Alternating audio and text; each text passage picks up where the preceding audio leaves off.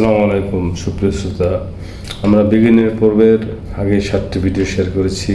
আজকে 8ম ভিডিও আমাদের মূল বিষয় হচ্ছে গিটারের স্ট্রিংসের যে নামগুলো আছে, নামগুলো আমাদের শিখতে হবে, নামগুলো আমাদের জানতে হবে।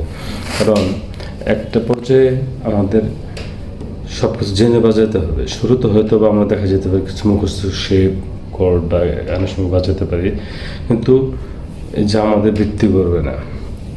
তাই একেবারে শুরুর ধাপ যেহেতু আমরা শুরু করেছি, তাই আজকে আমি প্রথমে আপনাদের গিটারের স্ট্রিংসের সঙ্গে পরিচয় করে দিচ্ছি। তবে একটা বিষয় আপনারা মনে রাখবেন, স্ট্রিংসের নামগুলো হচ্ছে ওপেন অবস্থায়।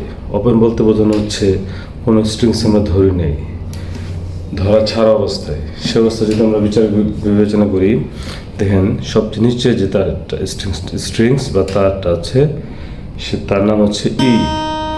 2 নম্বর তার নাম হচ্ছে বি, 3 জি, 4 ডি, 5 এ, 6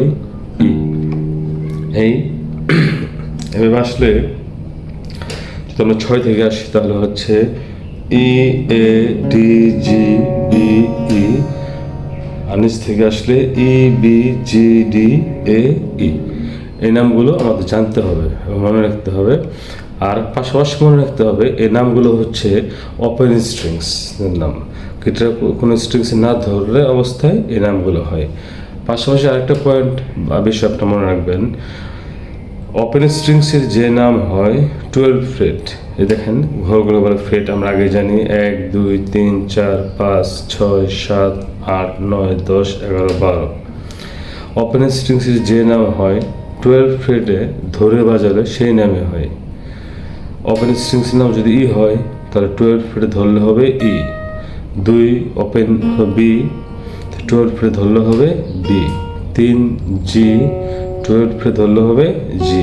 এভাবে ওপেন স্ট্রিংসের যে নামগুলো হয় 12-এ সেই নামগুলোই হবে। আশা করি আপনাদের উপকার হবে। আর আমরা পরবর্তী ধাপে কর্ড শেখার আগে কিছু বেসিক ভুল করে নতুন শিক্ষার্থীরা বা একটা গান সরাসরি গানে চলে যায় বা বিস্তারিত কিছু প্রবলেম আছে, সে বিষয় নিয়ে নেক্সট ভিডিওতে আমি আপনাদেরকে শেয়ার করবো। তো সে পর্যন্ত পাশেই থাকুন। ধন্যবাদ সবাইকে।